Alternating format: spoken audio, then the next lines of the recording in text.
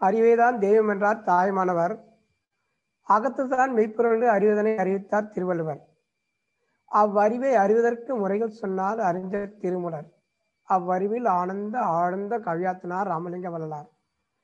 அவ்வறிவு அனைத்து மக்களுக்கும் கிடைக்க ஆங்காங்கே பல திருக்குறளை நிறுவினார் அருட்தந்தை தத்துவஞானி வேதாத்தி மகரிஷி அவர்கள். அறிவில் அறிவாய் வளர்த்தோர், அறம் வகுத்தோர், அதில் வாழ்ந்து காட்டினோர் நினைவுகூறுவோம். என்னை ஈண்டெடுத்த தாய் தந்தருக்கும், இந்த அற்புதமான சூழ்நிலை உருவாக்கிய இரையாற்றலுக்கும், இந்த ஸ்கை மெடிடேஷன் அம்மா சென்டர் சிங்கப்பூர் அன்பர்களுக்கும், அங்குள்ள அரங்காவலருக்கும், நிர்வாகிக்கும் இறையலோடு குருவிருந்து வாழ்க சொல்லி ஆசானின் கருத்துக்களாக உடல் நலம் காக்க. மகரிஷியுடைய வாசகம் ஒரு அற்புதமான வாசகம், ரொம்ப மைனூட்டாக கவனிக்க வேண்டிய வாசகம். ஏன்னா எல்லாமே பார்த்தீங்கன்னா எளிய முறைன்னு சொல்லிடுவாரு. ஆனால் உண்மையிலே எளிய முறை கிடைக்கும். அந்த எளிய முறைக்குள்ள இருக்கிற சூக்கமத்தை நாம் உணர்ந்தும் போது அது பேரின்ப நிலைன்வாங்க, பேர் அமைதி நிலைன்வாங்க. நீங்கள் ஒவ்வொரு மகரிஷியுடைய வார்த்தைகளும் ஒவ்வொரு வரிகளையும் பார்த்தீங்கன்னு வச்சுங்க, பல ஆச்சரியங்கள் அதிசயங்கள் அதுக்குள்ளே நிறைய கிடந்தது. தோண்ட அதாவது அல்ல குறையாது அச்சைய பார்த்துடுவாங்க. மனவளக்கலையில் நீங்கள் எதெல்லாம் ஆடுறீங்களோ அது பூரா இறைவனுடைய சொரூபமாக, நிகழ்வுடைய இறைவனுடைய திருவிளையாடலாக, நாம் என்ன நோக்கத்துக்காக வந்தோமோ அந்த நோக்கத்தை முழுமையாக பின்னல் அடையாம எளிதாக அந்த இறையுணர்வுக்கும் இறைநிலை அடைவதற்கும் முழுமை பெறக்குண்டான ஒரு அற்புதமான வழிகாட்டு தான் இந்த அற்புதமான மகான் வடிவமைத்த உடல் நலம் காக்க. பல்லாயிரக்காண்டுகளுக்காக பல பயிற்சிகள் உருவாக்குனாங்க, பல வகைகளை வடிவமைச்சாங்க. ஆனா அந்த பயிற்சிகள்லாம் ஒருங்கிணைத்து ஒரு குறிப்பிட்ட வடிவத்தை கொடுத்து அந்த வடிவத்துக்கு ஒரு பெயரிட்டார். அதுதான் அஷ்டாங்க முனிவர். அஷ்டாங்கம் என்ற ஒரு ராஜயோகத்தை தான் பதஞ்சலி முனிவர்னு சொல்லி வடிவமைச்சார். இவர் தான் யோகாசன் தந்தை என்னங்க. இவர் வடிவமைச்சது பார்த்தீங்கன்னா 4 வகை உடலுக்கும் 4 வகை மனதுக்காக பிரிக்கப்பட்டது. ஆனா மகரிஷி என்ன பண்ணாரு, இதெல்லாம் ரொம்ப சிரமமானது அப்படின்னு தன்னுடைய பயிற்சியின் மூலமாக, தன்னுடைய மருத்துவத்தின் குணம் மூலமாக, தனக்கு ஏற்பட்ட அனுபவத்தின் மூலமாக தன் உடலையே ஒரு சோதனை கூடமாக்கி எல்லா பயிற்சிகளும் பயின்று கற்று அது நல்லவைகள்லாம் நிறுத்தி தேவையற்றதெல்லாம் துரத்தி அதுக்குன்னு ஒரு சிறிய வடிவத்தை கொடுத்து, இந்த வடிவமான ஒரு பயிற்சியை யார் செய்தாலும், எப்படி செஞ்சாலும், மறந்து செஞ்சாலும், மாற்றி செஞ்சாலும் எவ்வித துன்பமும் வராமல் இருக்கின்ற ஒரு பயிற்சியாக சொன்னாங்க. நீங்கள் உலகத்தில் எவ்வளோ பயிற்சி நம்ம எடுத்தாலும் அந்த பயிற்சியில் ஏதாவது ஒரு பக்க விளைவு கண்டிப்பாக இருக்கும். ஒரு உதாரணத்துக்கு ஜிம்னாஸ்டிக் எடுத்துங்க, கொஞ்சம் வேகம் குறைஞ்சா கை கால் உடஞ்சி போயிடும். ஜிம்முக்கு போயுங்க, ஒரு எக்யூப்மெண்ட்ஸை தூக்கும் போது அதனுடைய பலம் தாங்காமல் அந்த கை கால்லாம் முடங்கி போல, ஒரு குறிப்பிட்ட உறுப்பை மட்டும்தான் அதை பலப்படுத்துகிறாங்க. ஒரு ஓட்டப்பந்தயம் இல்லை ஜம்ப், தாண்டுதல், குதித்தல், ஏதாவது ஒரு பயிற்சி நம்ம செய்யும்போது உலகத்தில் கோடிக்கணக்கான பயிற்சிகள் இருந்தாலும் இந்த ஆசனங்களை வடிவமைச்சவர் கூட பார்த்தீங்கன்னா ஒரு குறிப்பிட்ட ஆசனம் ஒரு குறிப்பிட்ட வயசு தான் பண்ணால் அதுக்கப்புறம் அந்த ஆசனங்களை செய்ய முடியாது.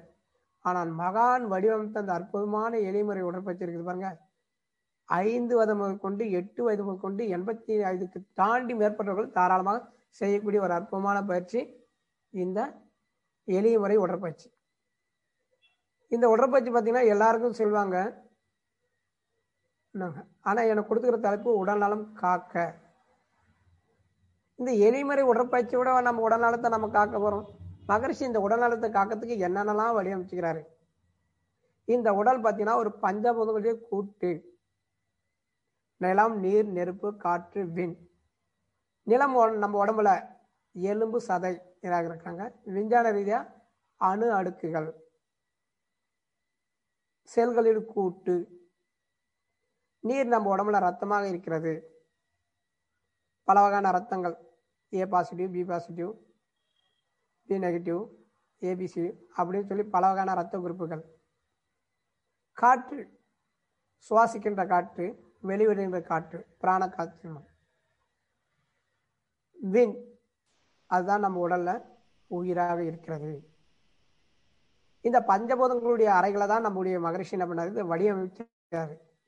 இந்த வடிவமைச்சு தான் இந்த உடல்நலத்தை எப்படி காக்க வேண்டும். மகான் இந்த பயிற்சியை செய்து செய்து செய்து ஒரு சுமார் 45 ஆண்டுகளுக்கு மேல 54 வயதுல அவர் பயிற்சி கொடுக்குறாங்க. 54 வயசுல பாத்தீங்கன்னா இந்த பயிற்சியை செஞ்சு 96 வயதிற்கு அந்த உடலை என்ன பண்ணாங்க, சிறப்பாக பராமரித்தார். சிறந்து போன உடலையே இவ்வளவு பராமரிப்பாக பாதுகாத்து வந்தார்னா அந்த பயிற்சியுடைய வீரியம் என்ன, வேல்யூ என்ன? அப்போ எல்லாருமே சொல்றாங்க உடல் நலத்தை காக்க, உடல் நலத்தை காக்கனா மகரிஷி அழகா சொல்வாரு, இந்த உடல் நலம் எதற்காக வந்தது? என்னங்க, வினைப்பதிவே தேகம் கண்டாய். இந்த தேகம் எதனால உருவாக்கப்பட்டுங்க?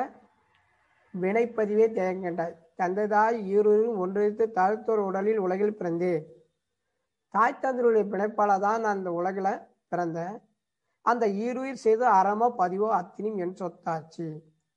அவருக்கு ஈருடைய பதிவு மட்டும்தான் அங்க இருக்குதா அப்படின்னு பார்த்தீங்கன்னா, கோடிக்கணக்கான யுகங்களாகல ஈரறிவு ஓரறிவு முதற்கொண்டு 6 அறிவு அத்தினி பதிவுகளே அந்த உடலுக்குள்ளே புகுத்தப்பட்டுள்ளது. அப்படி புகுத்தப்பட்ட அந்த உடலுக்குள்ள என்னத்தை நம்ம நலத்தை காக்க முடியும், எப்படி நம்ம ஆரோக்கியத்தை வளர்க்க முடியும், எப்படி நோய் இல்லாத வாழ்க்கை வாழ முடியும், எப்படி துன்பம் இல்லாம வாழ முடியும், அதுக்கு மகரிஷி அழகா வடிவமைச்சாரு. நீ ஒன்னும் செய்ய தேவைப்பா, நான் வடிவமைச்சுக்கிற அந்த பயிற்சியை செஞ்சுனே வந்தேன்னு வச்சுங்க, இந்த நோய் ஏற்பட்டிருந்தால் அந்த நோயுடைய தன்மையை குறைக்கலாம், நோய் ஏற்பட்டால் வராது முன் பாதுகாக்கலாம். ஆக வந்த பின் அந்த நோயை அளவு குறைக்கத்தல், வருமுன் பாதுகாத்தல். எல்லா பயிற்சிக்கும் பக்க விளைவு இருக்குது. ஆனா மகானுடைய பயிற்சி மட்டும் பக்க விளைவே கிடையாது. ஐயா ஒரு 30 நிமிஷம் பயிற்சி தான், 9 கட்ட பயிற்சி தான். அந்த 9 கட்ட பயிற்சியை நாம் செய்யும்போது ஒரு பயிற்சி மறந்துட்டோம், அடுத்த பயிற்சி தொடரும். ஆக மகரிஷி சொல்வார், இந்த பயிற்சியை நீங்க மாற்றி செஞ்சாலும் இல்ல மறந்து செஞ்சாலும் இதுல பலன் கை மேல கிடைக்கும்னுக்கிறார். அவ்வளவு அற்புதமான பயிற்சி, எளிய முறை ஒரு பயிற்சி.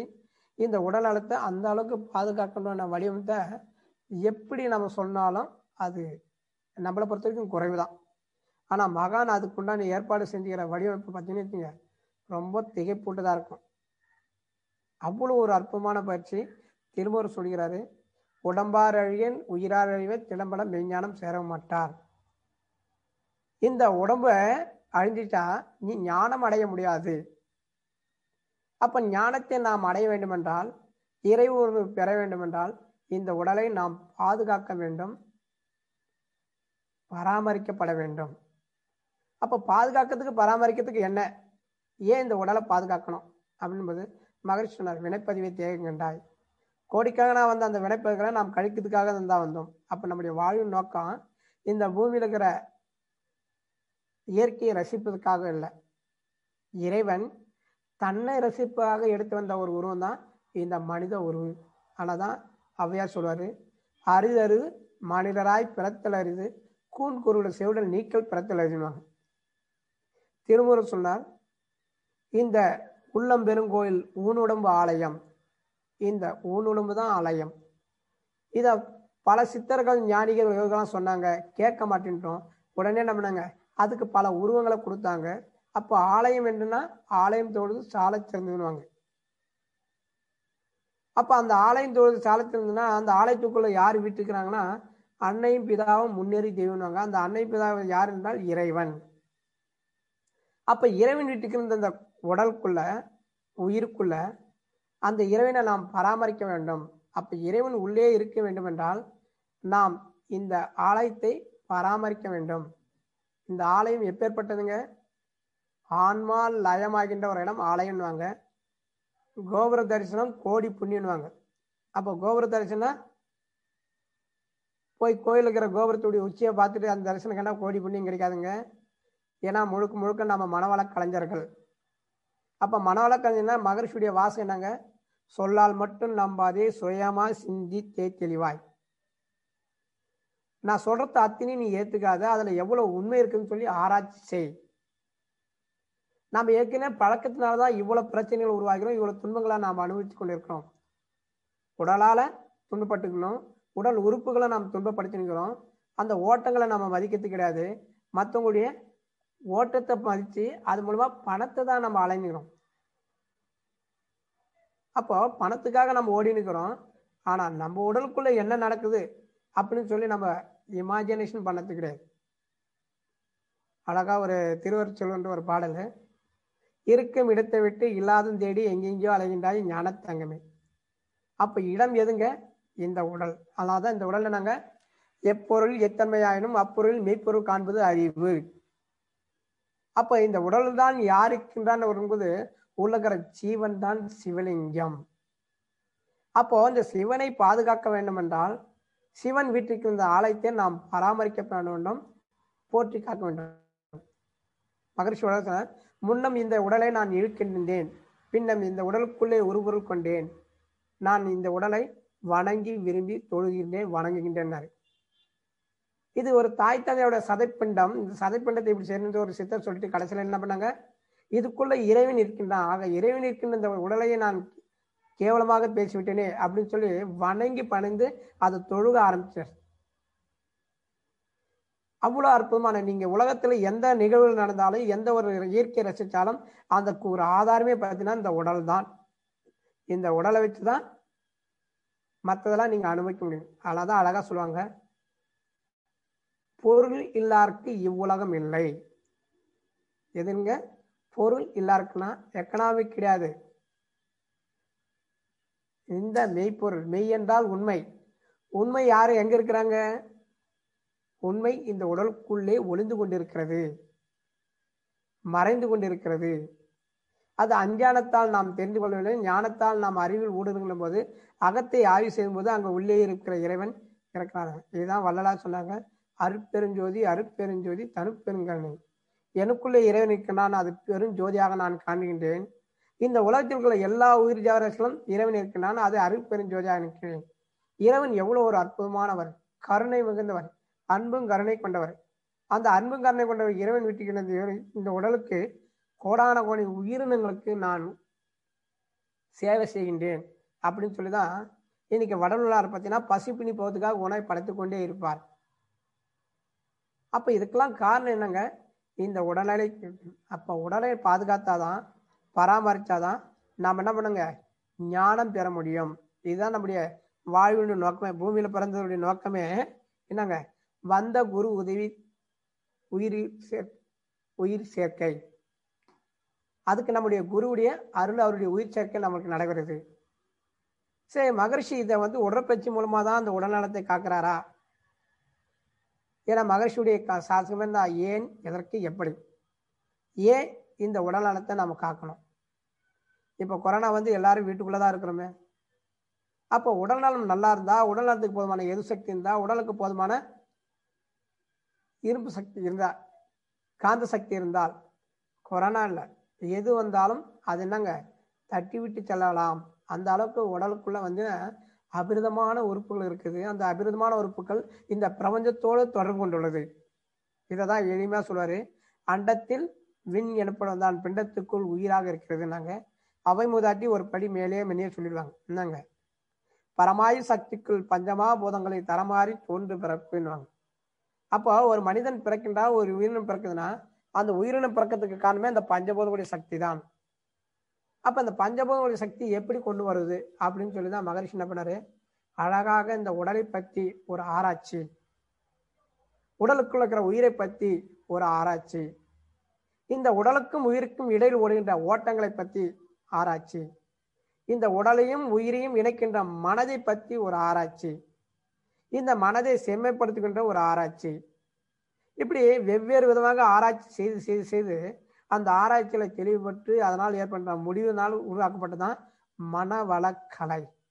அந்த மனவளக்கலையிலேயே மகரிஷி அழகா ஒரு சங்கல்பத்தை போடாரு, உடல் நலம். எப்பேற்பட்டங்க? உடல் நலமாக இருக்க வேண்டும். அப்ப அந்த உடல் இருந்தாதான் அந்த பூமியில வாழக்கூடிய தகுதி. அப்ப அந்த உடலை வைத்துக்கொண்டு நாம் என்னென்னலாம் அனுபவிக்கலாங்க?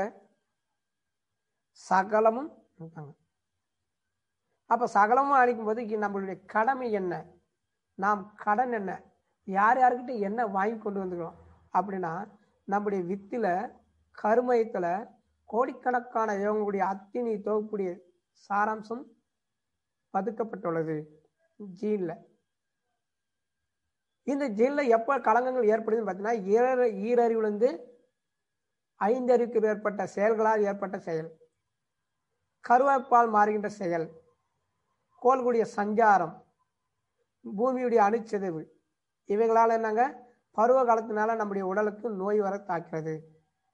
அந்த நோய்க்கு என்னென்ன காரணம் என்ன, நோய் உடைய முன்னோடி யார், நோய் எங்கிருந்து பிறந்தது அப்படின்னு நம்ம போகும்போது, நம் நோய்களுக்கு முன்னோடி பார்த்தீங்கன்னா வலி. அந்த வலிக்கு முன்னோடி யார் அப்படின்னா, நம் உடலில் இயங்குகின்ற இரத்த ஓட்டம், வெப்ப ஓட்டம், காற்றோட்டம். இந்த ஓட்டங்களை உடலுக்குள் சீராக இயங்கினால் உடல் ஆரோக்கியம். ஓட்டத்தில் தடை ஏற்பட்டாலோ, திசை ஏற்பட்டாலோ, முரண்பாடாக இருந்தாலோ, அங்க காந்தம் தன்னுடைய செயலை இழந்து உயிராட்டுடைய எனர்ஜி விரயமாக்கி அங்கு ஏற்படுகின்ற ஒரு தேக்கம் தான் வலி. அப்போ அங்க அணு அடுக்கு சீர்குலைந்து விடுகிறது. அந்த அணு அடுக்கு சீர்குலைறதுக்காக காந்தம் தன்னுடைய ஆற்றலை அதிகரிக்குது. அந்த ஆற்றல் யார் கொடுக்குறாங்கன்னா, உயிர் சக்தி கொடுக்கிறது. அப்போ உயிர் சக்தி ஆற்றலை அங்க அதிகமாக செலவு பண்ணாதான் அங்க என்னங்க செப்பனிட முடியும், பராமரிக்க முடியும். அந்த உடைய சங்கடத்தை நிவர்த்தி பண்ணதுக்காக அது செய்யும்போது அங்கு ஏற்படுகின்ற ஒரு ஷார்ட் சர்க்யூட் தான் வலி. இது ரசாயன மாற்றங்களால் ஏற்படுகிறது. அழுத்தம், ஒலி, ஒளி, சுவை, மனம் என்ற இந்த ஐவுகளால ரசாயன மாற்றங்கள் ஏற்படுகிறது. இந்த ரசாயன மாற்றத்தால் அங்கே என்னங்க மின்குறுக்கு ஏற்பட்டு, அதனால ஷார்ட் சர்க்யூட்னுவாங்க ஆங்கிலத்துல. அப்படி மின்குறுக்கு ஏற்பட்டு அங்க வலி என்று ஒன்று உருவாகிறது. இந்த வலியை மதிக்காமல், அறியாமல் அது வரும் அது போவோம் அப்படின்னு சொல்லி அது போக்கில் விடாம, அது இடத்தால காலத்தால அதிகரிக்கின்ற போது, நீடிக்கின்ற போது, அதுவே அந்த காந்தம் தன்னுடைய மறுபிம்பமாக நோயாக மாறுகிறது, டிசீஸ். இந்த நோயை மேலும் நாம் கவனிக்காமல் விட்டால், உயிருடைய ஆற்றல் இருக்கின்ற அந்த மூலாதாரத்துல மேலும் இந்த மின்குறுக்கு ஷார்ட் சர்க்யூட் மின்சாரம் தாக்கப்பட்டு அங்க இருக்கிற வித்துக்களையும் உடைக்கப்பட்டு மரணம் சம்பவிக்கிறது. ஆக இந்த உடலுக்குள்ள ஓடுகிற ஓட்டங்களை நாம் சரிவர கவனிக்காவிட்டால் நாம் எங்க செல்கின்ற மரணத்துடைய தருவாயில் உச்சியில் நின்றுகின்றோம். அப்ப மரணத்தை அளிக்கின்ற இந்த அற்புதமான ஓட்டங்களை நாம் என்ன பண்ணுங்க, உணர்ந்து கொள்ள வேண்டும். இந்த ஓட்டங்களை எப்படி பராமரிக்குது? இன்னைக்கு உலகத்துல கோடிக்கணக்கான மருத்துவமனைகள் உண்டு. அந்த மருத்துவமனையை வழிநடத்தின மருத்துவர்கள் உண்டு. அந்த மருந்துகளை ரெஃபரன்ஸ் பண்றவங்க, அதுக்கு சிபாரிசு பண்றவங்க நிறைய பேர். ஆக அந்த உலகமே என்னங்க மருத்துவரை நம்பிதான் வாழ்ந்து கொண்டு இருக்கிறது, இப்போ நடக்கிற அந்த கொரோனா முன்னுக்கொண்டு. அப்ப இந்த மருத்துவர்கள் என்ன செய்கிறார்கள் அப்படின்னு பண்ணா, ஓடுகின்ற ஓட்டங்களை சரி பண்றதுக்காகத்தான் பல வகையான மருந்துகளுக்கு மருவி உந்துகிறது. அந்த ஓட்டங்களை உந்துகின்றதான் மருந்து. அப்ப மருந்து எந்த வேலை செய்யறதில்ல. எங்கேயோ ஒரு இடத்துல நம்மளுக்கு வலி ஏற்பட்டிருக்கோம், ஆனா எங்கேயோ ஒரு இடத்துல நோயா தாக்கப்பட்டிருக்கோம். முழங்கால அடிபட்டிருக்கோம், தலைவலிக்கும். ஆனா டாக்டர்கிட்ட போனா நேரம் அந்த தலைவலிக்கு மட்டும்தான் மருந்து கொடுப்பாங்க. ஆனா உண்மையால எங்க இதனுடைய அடிவேறு எது அப்படின்னு நம்ம நுட்பமாக ஆராய்கின்ற போது, எங்கேயோ ஒன்று மின்குறுக்கு ஏற்பட்டு அணுச்சிதைவு ஏற்பட்டு அதனால வலி ஏற்படுது. அந்த வலிக்கு நிவாரணமாக தலை வலிக்கிறது. ஆனா மருத்துவர்கள் கொடுக்கறதெல்லாம் தலைக்கு தான் மருந்து. இதுதான் அழகா சொல்றார் மகரிஷி. கழுத்து வலி போகுது, கழுத்து வலிக்கு மருந்து கேட்டா தலைவலிக்கு உண்டாகிடும் நாங்க. அப்போ இப்போ கழுத்து வலி போயிடுச்சு மருந்து கொடுத்து, இப்ப என்ன வருது, தலைவலி உண்டாது. ஆக பக்க விளைவுகளை உருவாக்குறதா மருந்துகள். ஆனா அந்த மருந்துகளை சாப்பிடாம, சிகிச்சை முறையில் நாம் ஏற்படாம எளிதாக போக்கக்கூடிய ஒரு அற்புதமான வழிதான் இந்த உடற்பயிற்சி. இப்படி எக்கச்சக்கமா சொல்லினே இருக்கலாம், வடிவமைச்சினே போலாம். அப்போ இந்த உடல்நலத்தை காக்கிற நோக்கம் ஒன்னே ஒண்ணுதான். ஒன்று, நாம் கொண்டு வந்த கர்மங்களை, வினைகளை கழிப்பதற்காக தான் இந்த பூமியில் பிறந்தோம். வினைப்பதிவே தேகங்கண்டாய், என்னை மறந்தேன் எந்தன் வினை மறந்தேன், ஆயினும் இறைவா நீ என்னுள் என்னை மீட்பாயாக. ஒரு தாயுடைய கர்ப்பப்பையில ஒரு குழந்தை இறைவன்கிட்ட கொடுக்கின்ற உரையாடல். உங்ககிட்ட உரையாடும் போது எனக்கு மகிழ்ச்சியா இருக்குது, இதே மகிழ்ச்சி நான் வெளியேறும் போது எனக்கு கிடைக்குமா அப்படின்னும் போது அப்படி நான் வெளியேறி இந்த பூமியில நான் இருந்தாலும் என்னை என்ன பண்ணுங்க, என்னை காப்பாத்துறதுக்கு நீ அப்பப்போ என்னை தூண்டி விட்டுக்கிட்டே இருக்கணும். ஏதாவது ஒரு வழி எனக்கு உறுதியே இருக்கும். அப்போ நாம ஒரு அடிக்கு முயற்சி 2 அடிக்கு முயற்சி செய்தால் இறைவன் 8 அடி வந்து நம்மளுக்கு உதயத்துக்கு தயாரா இருக்கின்றான். அழகா சொல்லுவாங்க, இந்த உடல் அணுக்குடிய கூட்டு. இறைவனுக்கு பால சொல்லுவாங்க, அவனில் தான் நீ உன்னில் அவன், அவன் யார் நீ யார் பிரிவேது. இறைவனை நாம் மறக்கும் போது நாம் ரொம்ப சிறியவனாக இருக்கின்றோம். இறைவனை நினைக்கும் போது நாம் மிக பெரியவனாக மாறுகின்றோம். ஆக உடலுடைய செல் அணுக்கு சீர்குலையாம இருக்க, செல் அறைகள் சுத்தமாக இருக்க, இந்த உடலுடைய அணுக்கு சீர்குலையாம இருக்க அற்புதமான வடிவமைப்பட்ட மகானுடைய பயிற்சி தான் உடல் பயிற்சி. இந்த உடற்பயிற்சி செஞ்சாவே போதும். ஆனா நம்ம மகான்கள் நிறைய வழி கொடுத்துறாங்க. உணவின் மூலமாக இந்த உடல் நலத்தை காக்கலாம். மகரிஷி அழகா சொல்கிறாரு, ஐவகையில் அளவு முறை தேவை. எதுங்க அந்த ஐவகை? உணவு, உழைப்பு, உறக்கம், உடலுறவு, எண்ணம். இந்த 5இல் அளவு முறையோட பயன்படுத்தும் போது அது ஆரோக்கியம் மட்டும்தான் இருக்கு. அளவை மீறினாலோ இல்லை குறைந்தாலோ முரண்பாடாக பயன்படுத்தினாலும் அதுவே நோயாக மாறினாங்க. அப்போ உண்ணுகின்ற உணவு உடல் மட்டும் பாயும். அப்போ உண்ணுகின்ற உணவு உடல் மட்டும் பாயுதுன்னா என்னவாக மாறுது? 7 தாதுக்களாக மாறுகிறது. அந்த 7 தாதுக்களாக இறுதி தாது தான் விந்துநாதம் என்று அழைக்கக்கூடிய சுக்கில சுரோனியம் என்றது. அப்ப இந்த விந்துநாதத்தில் நம்மளுக்கு என்ன கிடைக்குது? உடலுக்கு என்ன கிடைக்குது அப்படின்னு பார்த்தீங்கன்னா, உடலுக்குள்ள இருக்கிற உயிரை இழுத்து பிடிக்கின்ற வேலை அந்த விந்துநாதத்துக்கு மட்டும்தான் உண்டு. உடலை கட்டுகின்ற வேலை அந்த விந்துநாதத்துக்கு தான் உண்டு. உடலுக்கு தேவையான உறுப்புகள் இயங்குவதற்குண்டான எனர்ஜியை கொடுக்கறது அந்த விந்துநாதம் தான். அப்ப அந்த விந்துநாதம் உயிருக்கு தேவையான உணவை கொடுக்கிறது. உயிர் வேகமாக சுற்றி கொண்டிருக்கிறது. அந்த உயிர்ந்து வெளியேற அலைதான் காந்தம். இந்த காந்தத்தின் வழியாக புலன் வழியாக ஏற்படுவதுதான் அங்க ஏற்படுற அனுபவ தொகுப்பே மனம்.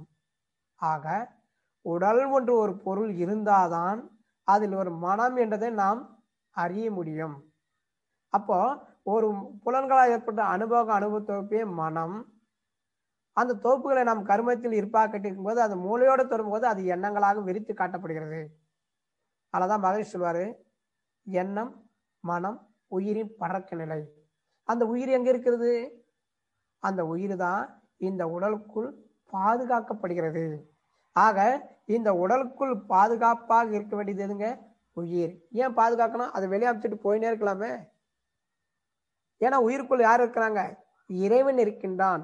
அப்ப இறைவனை நாம் அடைவதற்குண்டான ஒரு வழிதான் இங்க உடல். ஆக இந்த உயிரை நாம் பராமரிக்கும் போது உடலை பராமரிக்கும். ஆக உடலை பராமரித்தாதான் உயிர் உள்ளே நிலைத்திருக்கும் சொல்லிதான் மகர்ஷி அழகா அந்த உடலுக்கு எளிய முறை உடற்பயிற்சி இந்த உடலை காக்குவதற்காக சப்போர்ட்டிங்காக இருக்கிறதுக்காக உயிரை உடலுக்குள் தக்க வைக்கிற காய்கள் பயிற்சி. மனதினால எனர்ஜி செலவாகுது, கோடிக்கணக்கான ஆற்றல் விரயமாகுது, இன்னும் பதிவுகள் கூடிக்கொண்டே இருக்குது. அந்த மனதை ஒருநிலைப்படுத்துவதற்காக உண்டானதான் தியான பயிற்சி. மனம் மட்டும் ஒடுங்கினால் போதாது, உள்ளமும் தூய்மை அடைய வேண்டும். அப்படி உள்ளத்தை தூய்மைப்படுத்துக்காக உருவாக்கப்பட்டதான் அகத்தாய் பயிற்சி. ஆக இந்த உடற்பயிற்சி அந்த உடல் நலத்தை பாதுகாக்கிறதுக்கு உடற்பயிற்சியும் தியான பயிற்சியும் காய்கள் பயிற்சியும் அகத்தாய் பயிற்சியும் கொடுத்து இறுதியில் நான் யார்ந்த கேள்விக்கு அகம் பிரம்மாசி தத்துவமசி, நீ எதுவாக என்றாயோ அதுவாக மறுவாய், உன்னுடைய உள்ளமும் அகமும் புறமும் ஒன்றே, விஞ்ஞானம் பிரம்மம். அப்போ உள்ளகிற இறைவனும் பிரம்மே, வெளிகிற இறைவனும் பிரம்மேன்னு சொல்லி அவ்வளோ அற்புதமான வாசலை கொடுக்குறாரு வேதாத்ரி மகர்ஷி. சரி, இதோட அவர் விட்டாரா அப்படின்னு பார்த்தீங்கன்னா இதோட விடலை. அவர் உடல்நல காக்கிறதுக்கு என்னென்னலாம் பண்ணுவாங்க பாருங்க. அழகா வடிவேல் ஒரு ஜோக்கு சொல்லலாம், நல்லா திட்டமிட வேண்டும். அது ஒரு நகைச்சுவையாக சொல்வாரு. ஆனா மகர்ஷி பார்த்தீங்கன்னா இந்த உலகில் உள்ள எல்லா உயிர்களும் இன்புற்று வாழ வேண்டும். ஆக ஒரு மனிதனுடைய எண்ணம், கருவைப்பு, செயல், கோள்களுடைய சஞ்சாரம், பூமியுடைய அனுச்சது, இதனால்தான் ஏற்படும் போது அந்த செயல் செய்தால் விளைவு ஏற்படும். அப்ப அந்த விளைவை தவிர்ப்பதற்கு என்ன? அந்த விளைவுடைய பலனாக 4 வகையாக மாறுகிறது. அந்த 4 வகைகளை ஒண்ணு பார்த்தீங்கன்னா இன்பம், துன்பம், அமைதி, பேரமைதி. அப்ப இதெல்லாம் நம்மளுக்கு இன்பம் வந்தா அந்த உடல்னா சந்தோஷத்துல ஆடுது, துன்பம் வந்தா இந்த உடல் தோண்டு விடுகிறது, அமைதி வந்தா இந்த உடல் இயல்பா இருக்கிறது, பேரமைதி வந்தா இந்த உடல் இறைவனாக தோன்றுகிறது. இன்னைக்கு நிறைய இடத்துல பாத்தீங்கன்னா ஜீவ சமாதி நம்ம பார்ப்போம். ஜீவ சமாதினா நாங்க உயிரை உடலுக்குள்ளே தக்க வைத்தல். அப்போ உடலுக்குள்ளே தக்க வைக்கணும்னா அங்க என்ன இயக்கத்தை நாம நிறுத்தணுங்க? உடல் இயங்குகின்ற இயக்கத்தை நிறுத்தணும், மனம் இயக்கத்தை நிறுத்தணும். 2 இயக்கங்கள் நிறுத்தா நம்ம யாருங்க? ஜீவன் சமாதி. இதுதான் வந்து பதஞ்சலி முனிவரோட ஆடியோட அஷ்டாங்கத்துல வந்து டெல்டா வேவுக்கு நம்முடைய மனம் போகும்போது அங்க சமாதி நிலை. அகர முதல் எழுத்தெல்லாம் ஆதி பகவான் முதற்றேவல்னா அந்த ஆதி என்ற இறைவனுக்கு சமமான நிலையை நாம் அடைந்தால் அதுக்கு பேர் நாங்க ஜீவன் சமாதி. அப்ப இறைநிலையாக நாம் மாறிவிடுகின்றோம். அப்ப ஜீவ சமாதி அடைந்தவர்களுக்கு அந்த உடல் கெட்டு போதான்னு பார்த்தீங்கன்னா உடல் கெடவில்லை. அப்போ உடல் கெடாம இருக்கிறதுக்கு என்ன தேவை? அங்க காந்த சக்தி தேவைப்படுகிறது. Magnet field, bio magnetism. இந்த மேக்னெட் ஃபீல்டு யார் கிரியேட் பண்றதுன்னு பார்த்தீங்கன்னா உயிர். அப்ப அந்த உயிரை யார் ஈர்த்தோம்னா அந்த செக்ஷுவல் வைட்டபிள் விந்து நாதம். அதான் இந்த விந்து நாதத்தை நாம் பக்குவப்படுத்தும் போது, பதப்படுத்தும் போது அதுல இருக்கிற உயிர் அங்கேயே நின்று விடுகிறது. கோடிக்கணக்கான உயிரணுக்கள் இருக்குது. நல்ல அறிவிலே ஒரு திருவிழா குழந்தை பிறகுனா கூட அந்த உயிரணுக்கள் வந்து எண்ணிக்கை அதிகரிக்கணும். அந்த உயிரணுக்கள் எண்ணிக்கை அதிகரிக்கு தான் அந்த உடலை நாம் பார்க்கணும்.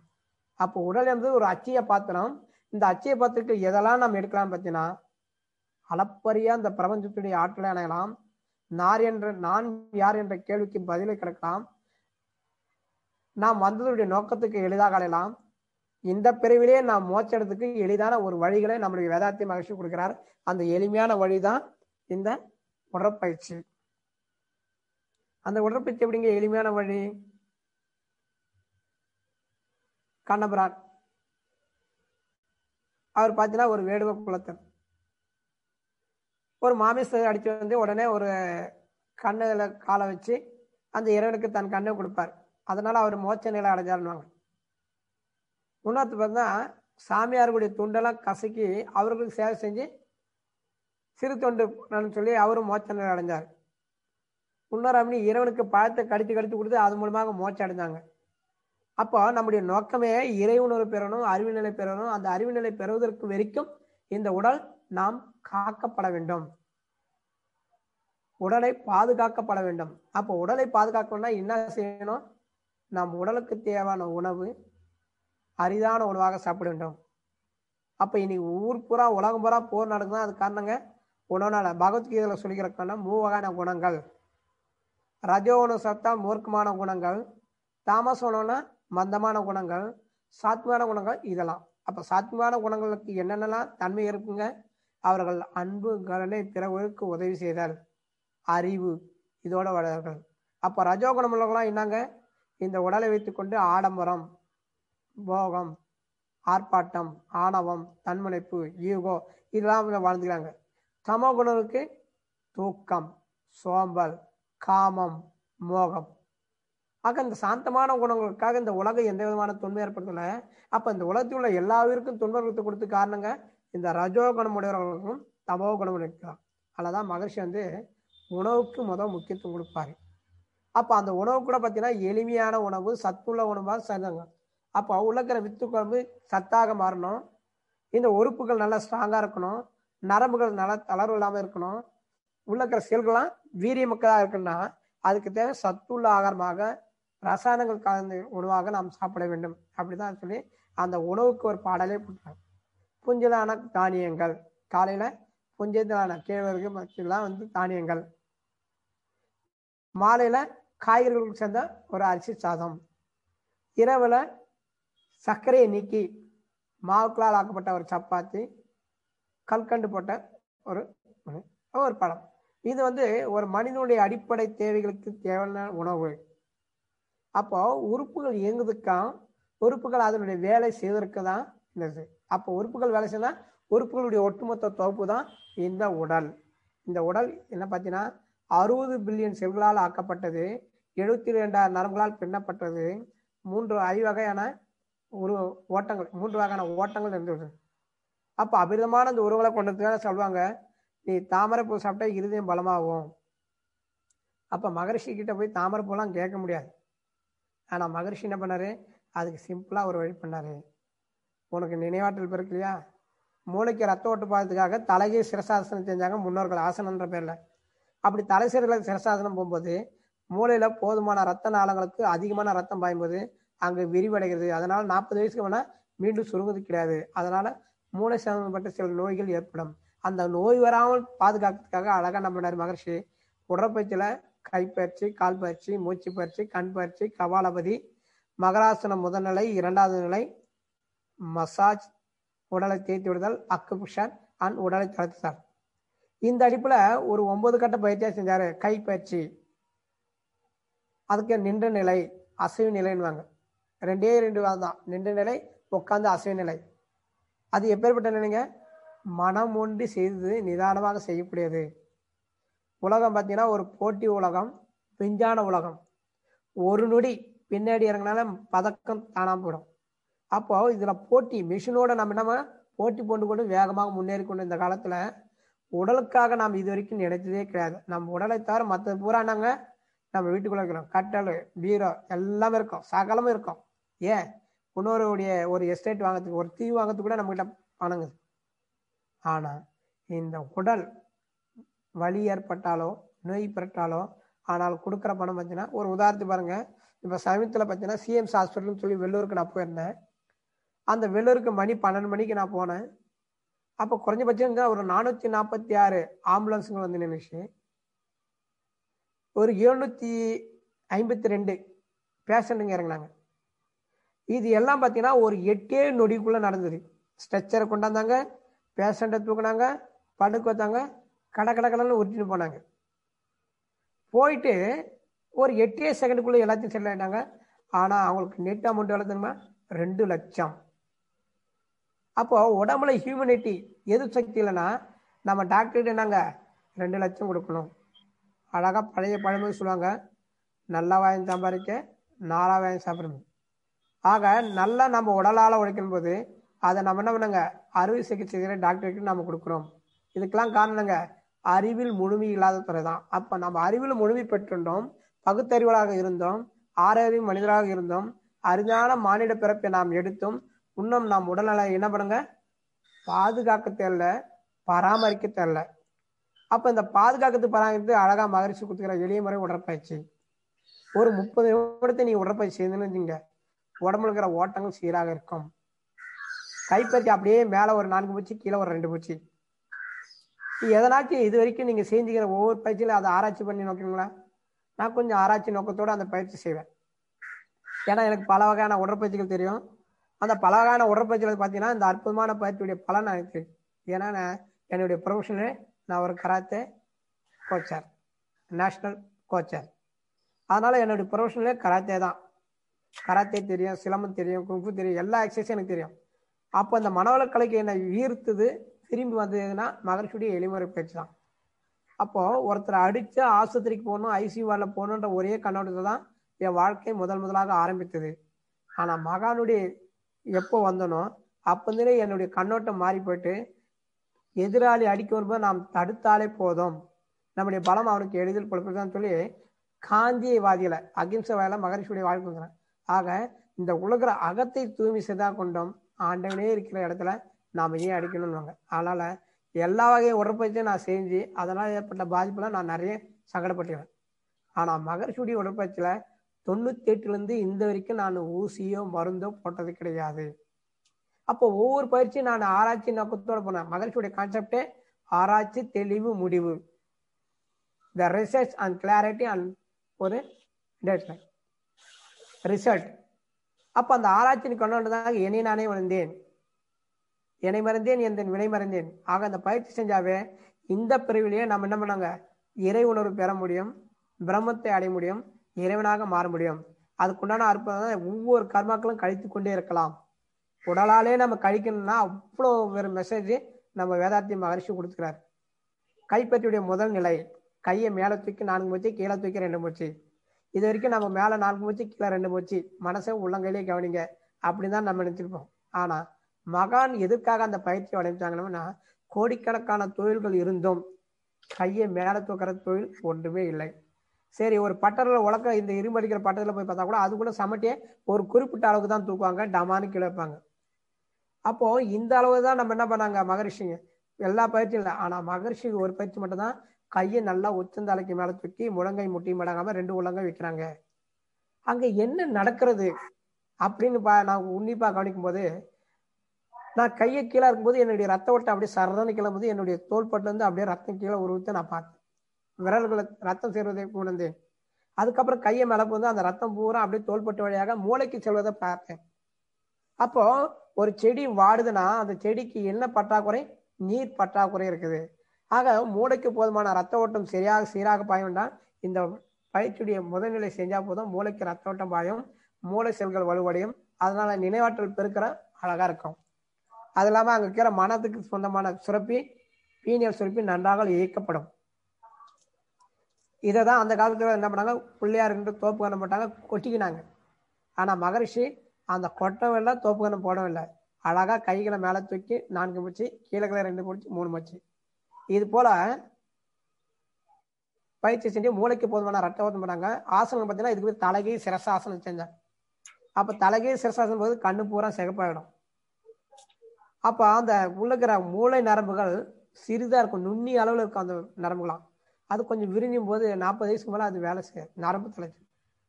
அப்போ இந்த மூளை சிறப்பாக இருக்கிறதுக்காக, மூளையுடைய நினைவாற்றல் பெருக்கிறதுக்காக கொடுக்கப்பட்டதான் மகரிஷியுடைய கைப்பற்றுடைய முதல் நிலை.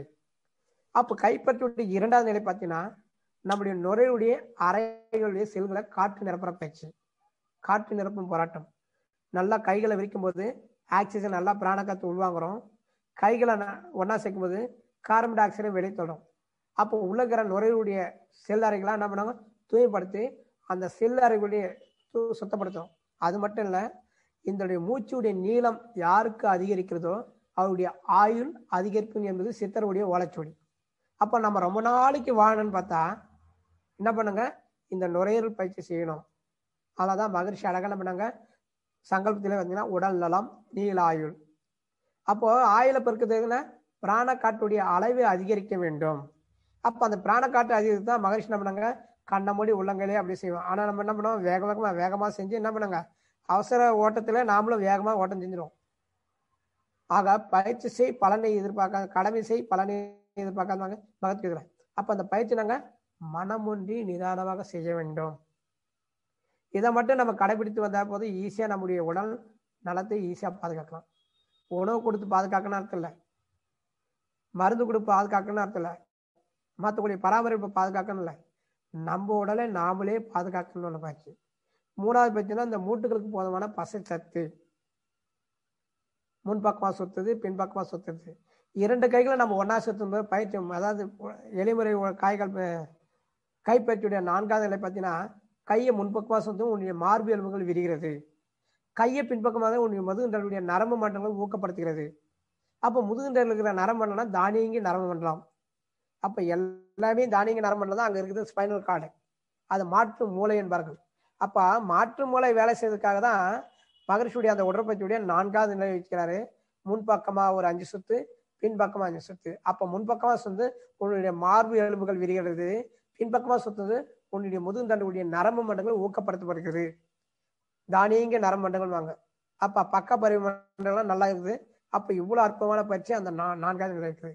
அப்போ 5வது நிலை அப்படிங்கும்போது உங்களுடைய காலை முன்னாடி வச்சு கையை முன்னு சுற்றுவீங்க, சிங்கல். அப்படி சுத்தம் பார்த்தீங்கன்னா உங்களுடைய இடுப்பு லேசாக அசைக்கப்படுகிறது. 6வது பயிற்சி பார்த்தீங்கன்னா கைகள் 2 கட்டவலை வச்சு அழகாக செய்யணும். ஏன் கட்டவலை வச்சு செஞ்சாரா, இப்படி கையை ஒன்றா சேர்ந்து செய்யலாமே. ஆனால் அந்த கட்டவலை பார்த்தீங்கன்னா உன்னுடைய பீனியல் கிளாண்டு அந்த கட்டவலை நுனி இருக்குது. மனதை வளப்படுத்தின தலைமை சுரப்பி அங்குதான் உள்ளது. அதனால அந்த கட்டவருடைய நுனியை கைகளால் தொட்டோம், கால்களை கட்டவரை நடுப்பகுதி ஆகும். இது வந்து உடலை பலப்படுத்துகின்ற தலைமை சுரப்பி நல்லாக இயக்கம் இருக்கிறது. அப்போ உடலை மொத்தம் 7 சுரப்பிகள் இருக்குது. அந்த 7 சுரப்பிகளுக்கு 6வது சுரப்பி தான் உத்தரவுகள் பிறக்கின்ற சுரப்பி. அப்போ உத்தரவுகளை பிறக்கிற அந்த கமாண்டர் அந்த சுரப்பி தான் என்ன பண்ற, மகரிஷி கட்டவருடைய நடுப்பகுதியை அழுத்தி அந்த பிட்யூட்டரி கிளாண்டை ஆக்டிவேட் பண்றாங்க, உடலை பலப்படுத்துகின்ற தலைமை சுரப்பி. கட்டவருடைய நுனி தொடும்போது மூளைக்குண்டான மனதை வளப்படுத்தின பீனியல் கிளாண்ட் சுரப்பி இயங்கிக் கொண்டிருக்குது. அப்ப இந்த உடலுக்குள்ள என்னென்னலாம் மறைஞ்சிருக்குங்க பொக்கிஷம்? 72,000 நரம்புகள் மட்டும் இல்ல, 7 வகையான சுரப்பிகள் உள்ளே இருக்கிறது. அந்த 7 வகையான சுரப்பிகளை பார்த்தீங்கன்னா 5 வகையான சுரப்பிகள் உடலை பாதுகாக்கிறதுக்காகவும், மீதி ஒரு சுரப்பி அந்த உடல் பாதுகாக்கிறதுக்கான உத்தரவுகளை பிறப்பதற்கும், 7வது சுரப்பி மனதை பிறப்பதற்கு. இப்ப இவ்வளவு பெரிய அற்புதமான இந்த உடலுக்குள்ள உடலை நாம் பாதுகாக்க விட வேண்டும். 6வது பார்த்தீங்கன்னா 2 காலுக்கு நடுவில் ஒரு அறை எடுத்து 2 முட்டி செய்யும்போது இந்த மூட்டுக்குள்ளான பசை சத்து உருவாகுது. இது கைப்பற்றிட்டு இவ்வளோ அளப்பரிய பலன்கள் இருக்குது. அதுக்கப்புறம் கால் பற்றினா இன் அவுட், உள்ளே வெளியே அப்படின்னும் போது உங்களுடைய கெண்டக்கால் பலப்படுது. 2வது நிலை ரைட் லெஃப்ட் அப்படின் போது உங்களுடைய தொடை பலமடைகிறது. 3வது அப்படின் போது உங்களுடைய கெண்டக்காலுடைய கால் மணிக்கட்டு பலமாகிறது. அப்ப 4வது பயிற்சி கட்ட வரல் தலைப்பகுதி, 2 கட்டவர்களுக்கு பக்கத்தில் கண் பகுதி, கடைசி 2 விரல் காது பகுதி, விரலுடைய அடிப்பகுதி கழுத்து பகுதி, பாதத்துடைய மேடான பகுதி, மேலான பகுதி என்ன இருக்குங்க? இறுதி நுரையீரல், நடுப்பகுதி வயிற்று பகுதி, கீழ்ப்பகுதி இடுப்பு பகுதி. அதோட இந்த பாதத்துல இருக்குதான்னு பாத்தீங்கன்னா இல்ல. பாதத்துடைய பக்கவாடத்துல கழுத்துலேருந்து முதுகுந்தண்டு பகுதி அதோட விட்டாரா இல்ல. இந்த கால் குழின்வாங்க. இந்த கால் இருக்குதுன்னா ஆண்களுக்கு சயாடிக்கின்ற நல்ல உயிர் நாடி உள்ளது, பெண்களுக்கு கர்ப்பப்பை பலப்படுத்துகின்ற உறுப்புகள் அங்கே இருக்கு. அதனால அதை அழகா மசாஜ் பண்ணி clockwise anticlockwise செஞ்சு கடைசியில காலை ரொட்டேட் பண்ணுவார். கால் மணிக்கட்டு சொல்லி அப்புறம் காலை பிடித்து விடுதல்.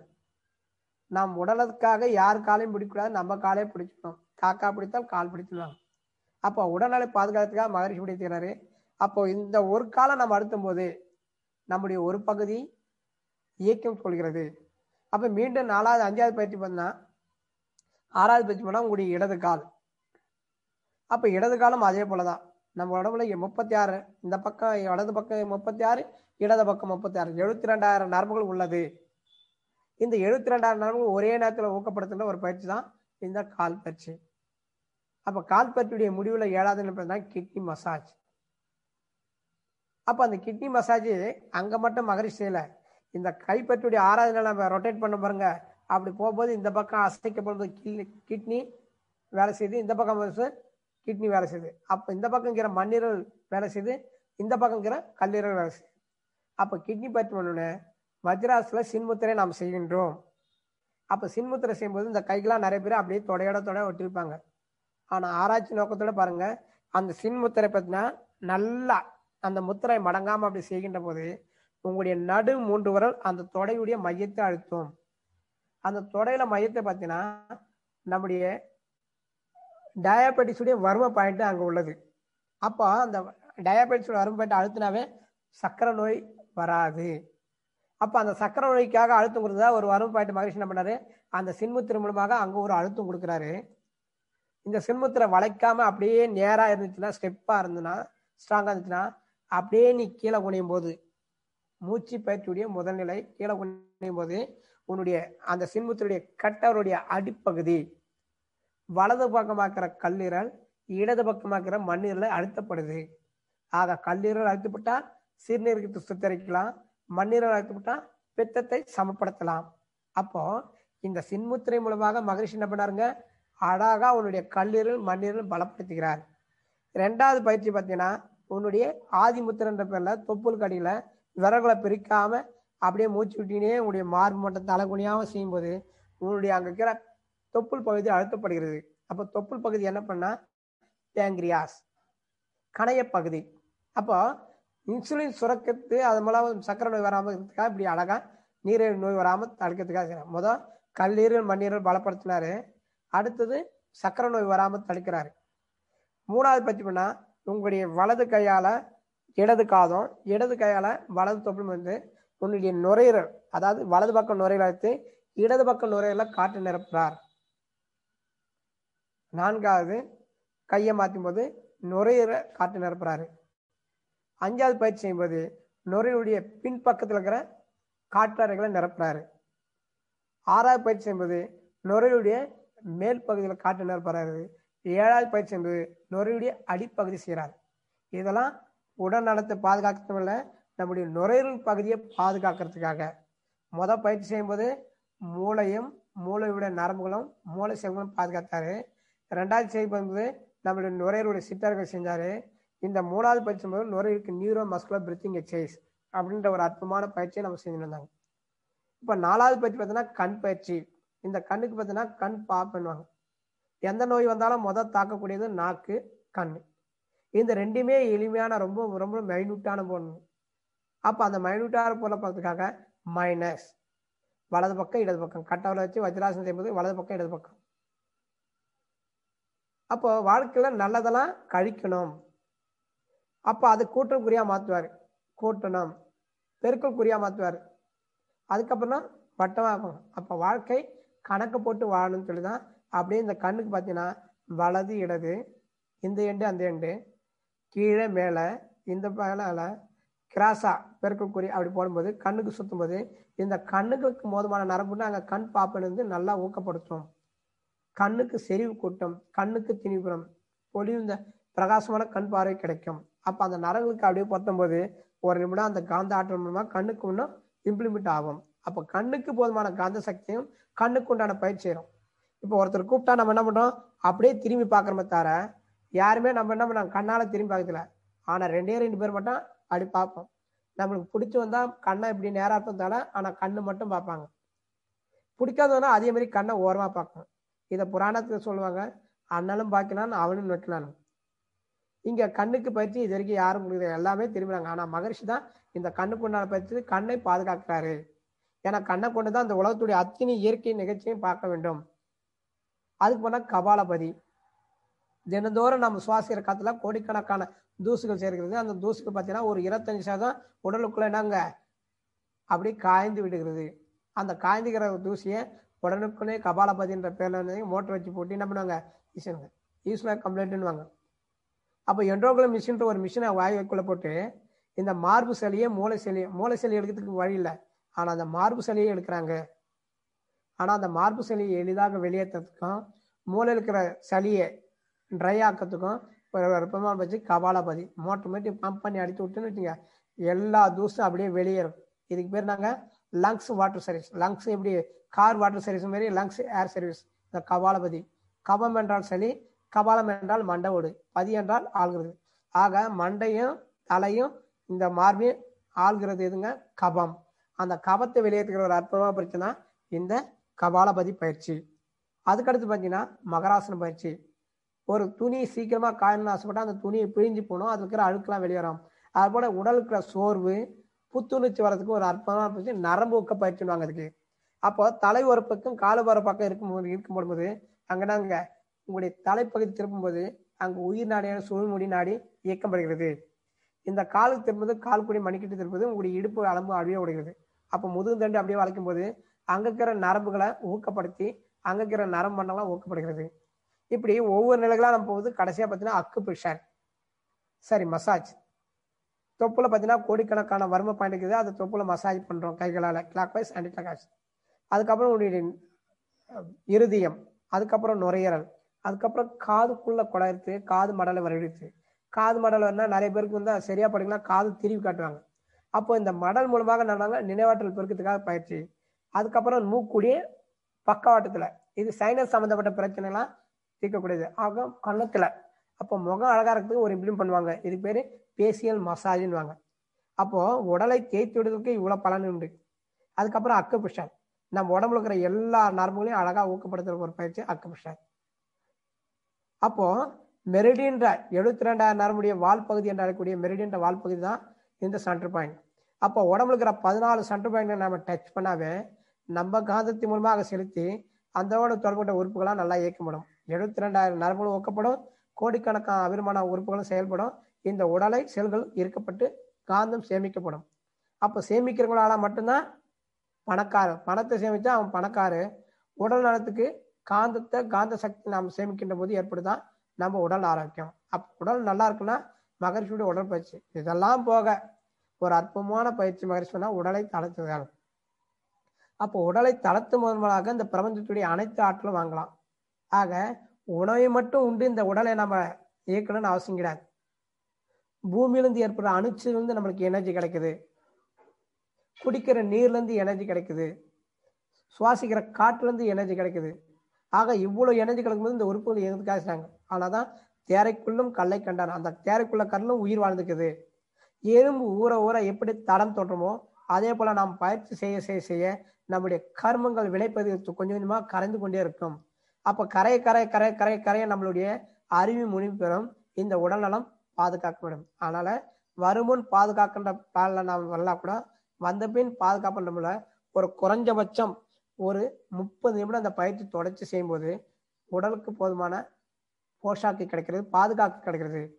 1 நிமிஷம் காய்கால் செய்யும்போது உடலுக்குள்ள உயிர் பராமரிக்கப்படுகிறது.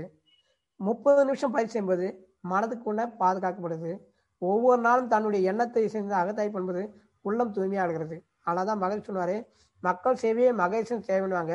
ஆக மக்கள் எப்படி செய்யனா நீ சேவை செய்தாலே உன்னுடைய பாவம் குறையும். ஆக கொண்டு வந்த பாவத்தை தொண்டு செய்து போக்கிக்கணும்னு சொல்றாரு வேதாத்தி மகிழ்ச்சி. அது எப்பேற்பட்ட தொண்டுன்னு சொல்லி கேட்டா மகிழ்ச்சிட்ட அழகா சொல்றாரு, உடற்பயிற்சி என்பது ஒரு வேலை அல்ல, அது உடலுக்கு ஒரு செய்கின்ற ஒரு தொண்டு.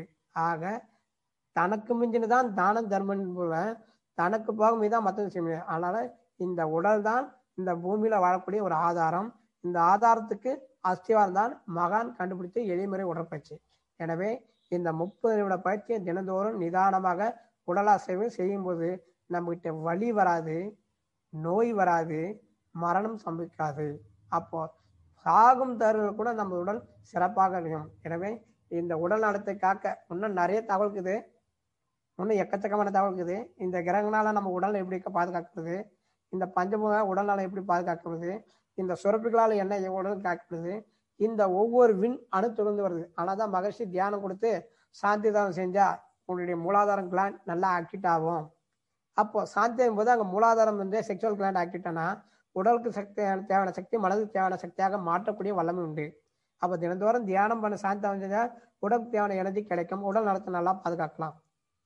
பஞ்சேந்திரம் தான் புலன்களால் உணர்ச்சி வசப்பட்ட நிலை செய்யாங்க.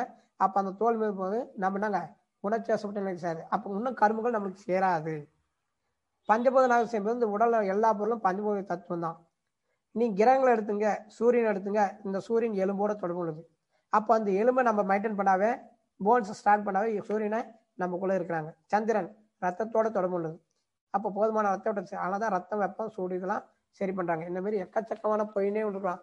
மகர்ஷி வந்து 40 ஆண்டு காலமா செஞ்ச ஒரு ஆராய்ச்சியை குறைஞ்சபட்சம் ஒரு 45 நிமிடத்துக்கு மேல போயினுங்கிறது.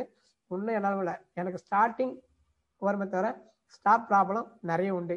எனவே இந்த உடல்நலத்தை மகரிஷியுடைய உடற்பயிற்சியை மட்டும் செய்து வந்தால் போதும், வேற எந்த உணவும் செய்யலை. டாக்டருடைய ஆலோசனை பிரகாரம் செஞ்சீங்கன்னா அது பிரகாரம் செய்யுவாங்க. நீங்கள் பயிற்சி செய்ய செய்ய செய்ய உடல் ஏற்படக்கூடிய கழிவுகள் பக்கப்பட்டு பதிவுகள் கரைக்கப்பட்டு முறையாக இறை உணவு பெறலாம், அறிவு மொழி பெறலாம். இதுக்கு உணவோ மற்ற இதே தேவை. மகரிஷியுடைய உடற்பயிற்சி மட்டும் செய்யுங்க. இதுவே best, first best and best கேண்டிடேட்வாங்க. அதனால முதல் ஏற்பட்ட ஒழுக்கம் கடைசி வரைக்கும் ஒழுக்கம். இதுதான் கொண்டு வந்த பார்த்து தொண்டு செய்ததுன்னா இந்த சர்வீஸ் தான். மகரிஷி அழகா சொன்னாங்க, குரு காணிக்காக ஒரு 5 பேருக்கு இந்த உடற்பயிற்சியை செய்து கொள்ளுங்கள், நீங்க செய்துங்க. ஆக இது உணர்ந்து ஓத வேண்டிய கல்வி. நீங்கள் முதல் உணருங்கள், பிறகு மற்றவர்களை உணர்த்தலாம். எனவே கூறி இந்த வாய்ப்பு கொடுத்த அத்தனை அன்புலகம் மீண்டும் ஒரு இறையளவு விழுந்து வாழ்க சொல்லி வாழ்த்தி உடல்நலம் காருங்க, காத்து கொண்டே இருங்க. எந்த நோயை பற்றி கவலைப்படாதீங்க. எல்லா விஷயத்தையும் நம்ம இடையே தெரியுது. பயிற்சியை மட்டும் விடாம செஞ்சுங்க. அடாத நோய் வந்தாலும் சரி, விடாம கொரோனா தொற்றினாலும் சரி, எந்த நோய்கள் வந்தாலும் நம்ம உடலை தொடாது. அணு அடுக்கு சிறு கொலையும் நடக்காது. ஏன்னா அதுக்குண்டான இயற்கை மகிழ்ச்சி இந்த பயிற்சி மூலமாக நமக்கு எக்கச்சக்கமான ஆற்றலை சூக்கமத்தை ஒழிச்சு கொடுத்துக்கிறாரு. அப்படி சூக்கமத்தை ஒழிச்சு கொடுத்தா அதை சின்ன சொல்ற சிம்பிளிஃபைடு பிசிக்கல் எக்ஸசைஸ் சொல்லுவார். எளிமுறை உடற்பயிற்சி.